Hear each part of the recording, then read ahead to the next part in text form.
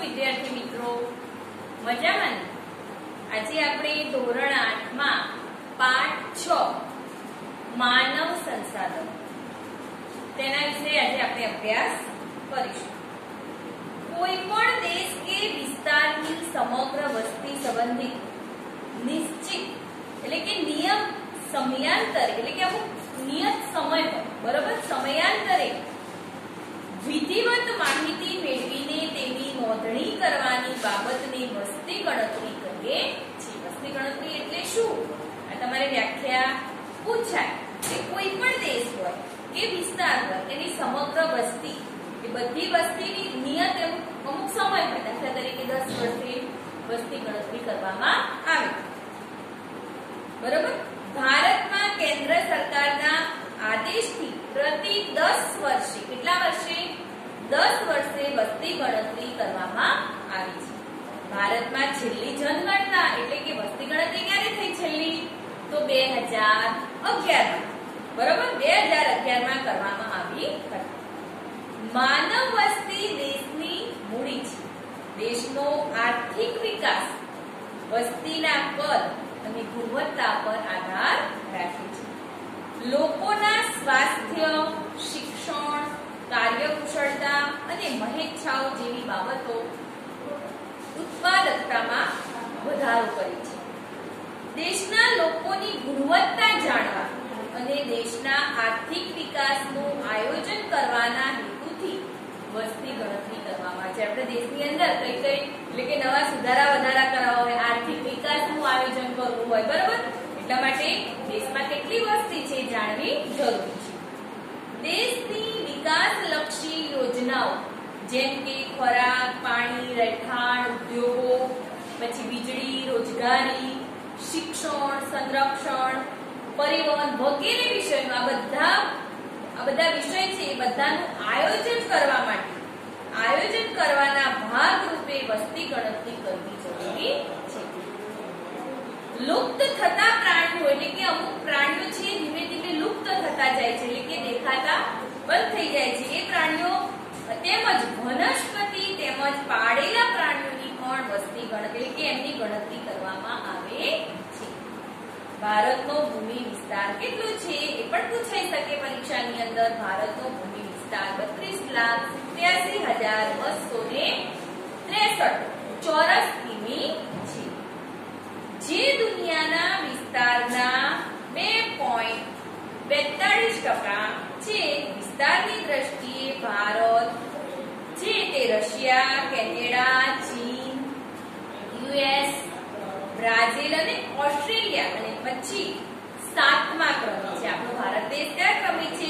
વિસ્તારની દ્રષ્ટિએ તો 7મા ક્રમે છે। પણ વસ્તીની દ્રષ્ટિએ પૂછાય, વસ્તીની દ્રષ્ટિએ ચીન પછી બીજા નંબરે આપણો ભારત દેશ આવે બરોબર। ચીન પછી બીજા સ્થાને છે। દુનિયાની 16% થી વધુ વસ્તી ભારતમાં છે। ગુણવત્તાવાળી વસ્તીને માનવ સંસાધન કહેવાય।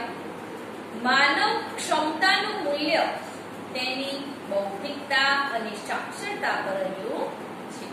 દેશના વિકાસમાં પ્રતિભાવંત નાગરિકો એટલે કે જે પ્રતિભાશાળી છે એવા નાગરિકો માનવ શક્તિના સ્ત્રોત છે। આપણું યુવાધન અને બાળકો આપણી સંપત્તિ છે। જો બાળકો સારું ભણશે તો આગળ જઈને સારા નાગરિક બનશે। ભારતમાં છેલ્લી સદીમાં ખાસ કરીને છેલ્લા 5 દાયકાઓમાં થયેલો વસ્તી વધારો છે તે ચિંતાનો વિષય બન્યો છે। ભારતની વસ્તી 1901 માં કેટલી હતી? 23 કરોડ, જે વધીને 2011 માં કેટલી થઈ? 121 કરોડ જેટલી વધી છે। 2 સદી અગાઉ વસ્તી વધારાનો દર નીચો હતો કારણ કે બાળ મૃત્યુનું પ્રમાણ મોટું હતું બરોબર। કોલેરા, પ્લેગ, ક્ષય આ બધા રોગોના કારણે શું થયું?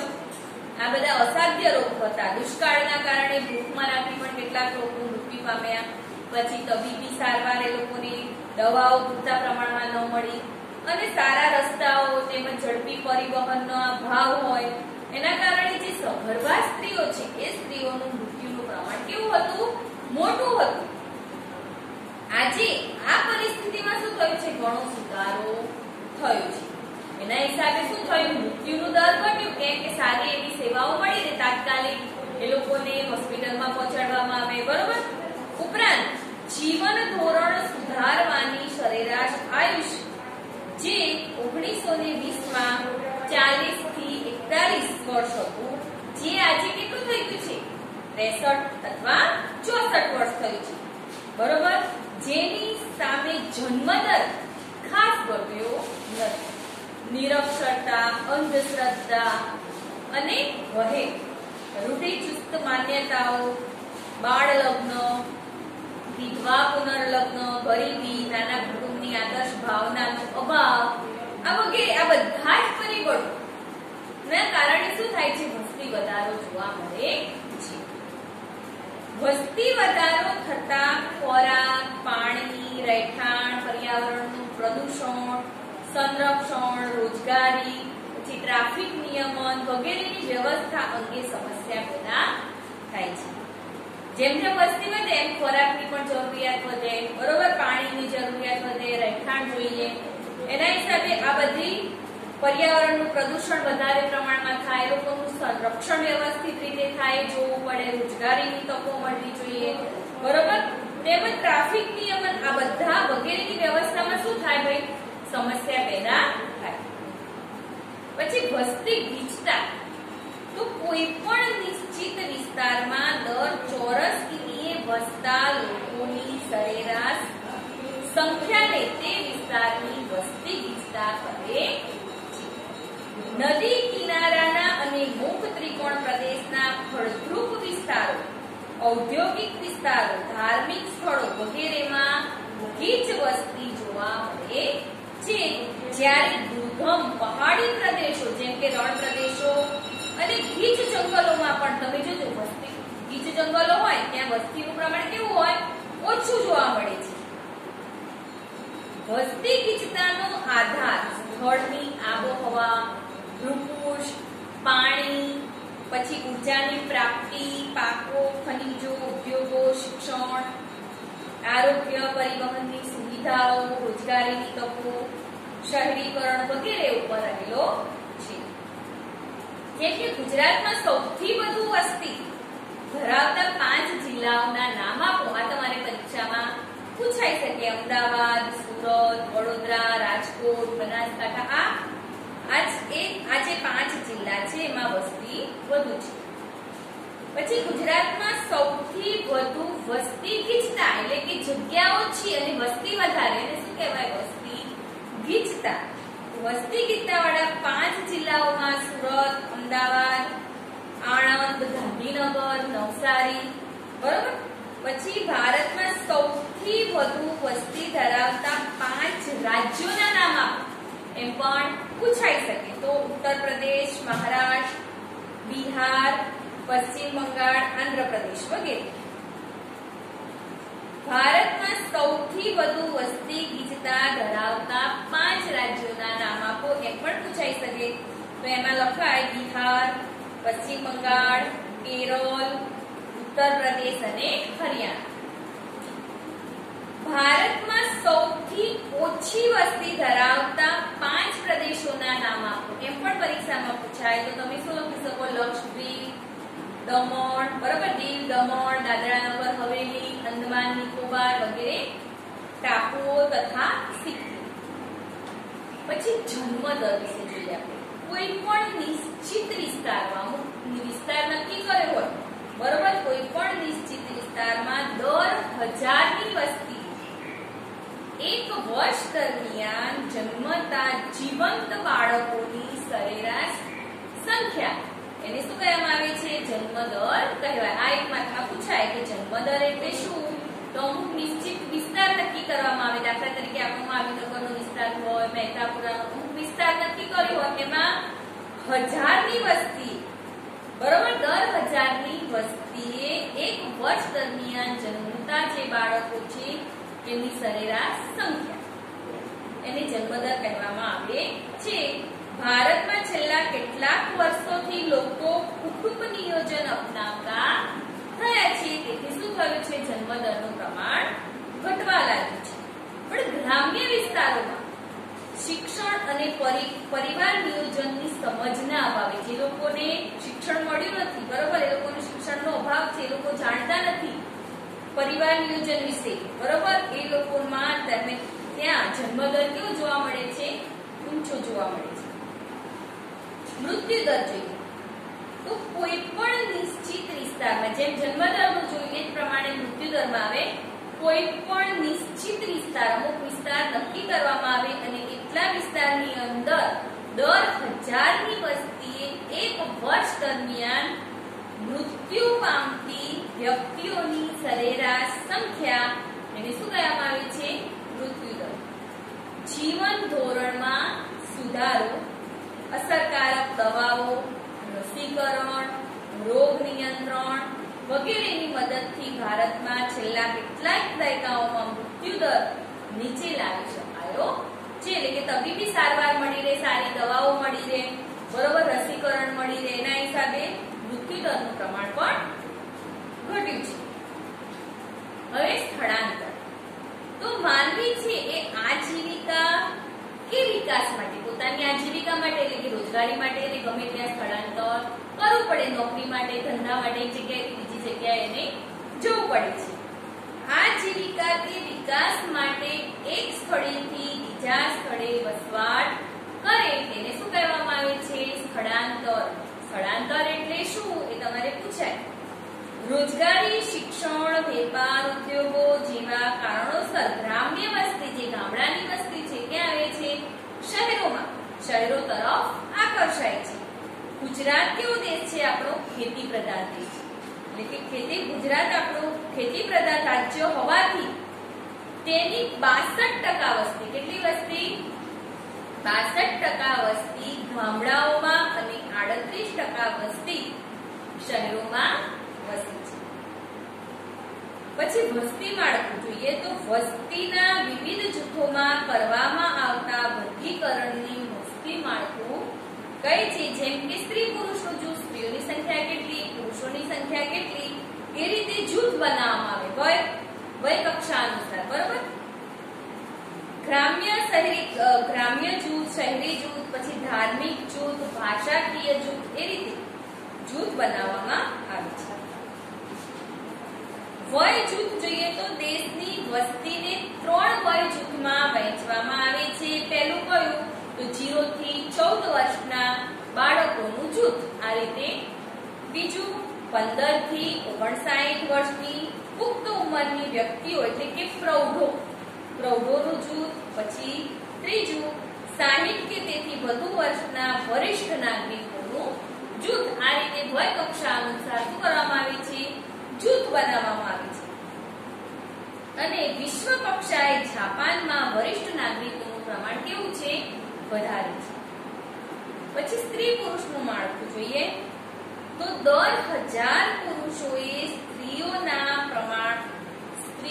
પ્રમાણને જાતિ પ્રમાણ કહેવામાં આવે છે. 2011ની વસ્તી ગણતરી મુજબ ભારતમાં દર 1000 પુરુષોએ 940 સ્ત્રીઓ છે અને ગુજરાતમાં જાતિ પ્રમાણ કેટલું છે? 918.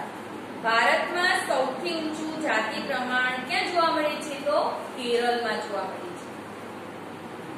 છે. સાક્ષરતા વિશે જોઈએ તો સાક્ષરતા એટલે કે 6 વર્ષથી વધુ વયની જે વ્યક્તિ કોઈ પણ એક ભાષા વાંચી લખીને સમજી શકતી હોય તેને સાક્ષર કે અક્ષર જ્ઞાન ધરાવતી વ્યક્તિ ગણવામાં આવે છે. ભારતમાં સાક્ષરતાનું પ્રમાણ ઈસવીસન 1901માં કેટલું હતું? 5.35% હતું અને જે વધીને 2011માં કેટલું થયું? 74.4% થયું. કેરળમાં તે સૌથી ઊંચું તમને જાતિ પ્રમાણે સાક્ષરતાનું પ્રમાણ જોવા મળે છે. કેરળમાં 93 કેટલું છે? 91% છે અને ગુજરાતમાં કેટલું છે? 79. બરોબર. વ્યાવસાયિક માળખું જોઈએ તો તેના 2 જૂથ છે. બરોબર, કામ કરનારા અને કામ નહીં કરનારા. ભારતમાં ઔદ્યોગિકરણથી કામ કરનારા કેવા વધતા ગયા છે. તમે જુઓ, ભારતમાં વસ્તીમાં પણ બે પ્રકારના પરિવર્તનો જોવા મળે છે. જેમ કે પહેલું તો વસ્તીની વધઘટને સંખ્યાત્મક પરિવર્તન કહે છે.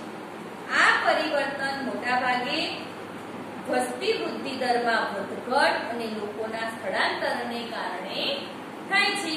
અને બીજું કયું તો વ્યક્તિના વિચાર, પછી એ લોકોનો સ્વભાવ જોવામાં આવે, રહેણી કરણી જોવામાં આવે, જીવનશૈલીમાં આવતું પરિવર્તન અને ગુણાત્મક પરિવર્તન કહેવાય.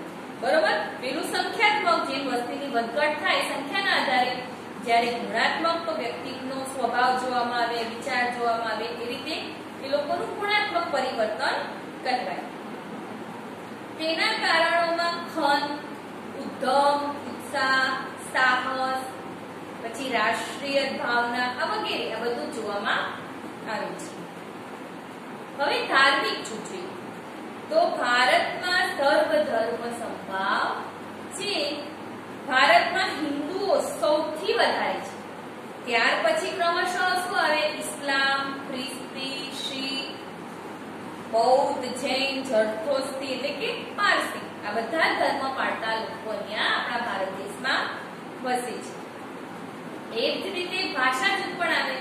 બરોબર, તો ભારતમાં બંધારણ મુજબ કેટલી ભાષાઓ માન્ય ભાષાઓ છે? તો 22 જેટલી માન્ય ભાષાઓ છે. એમાં હિન્દી અને અંગ્રેજીને સત્તાવાર ભાષાનો દરજ્જો આપવામાં આવ્યો છે.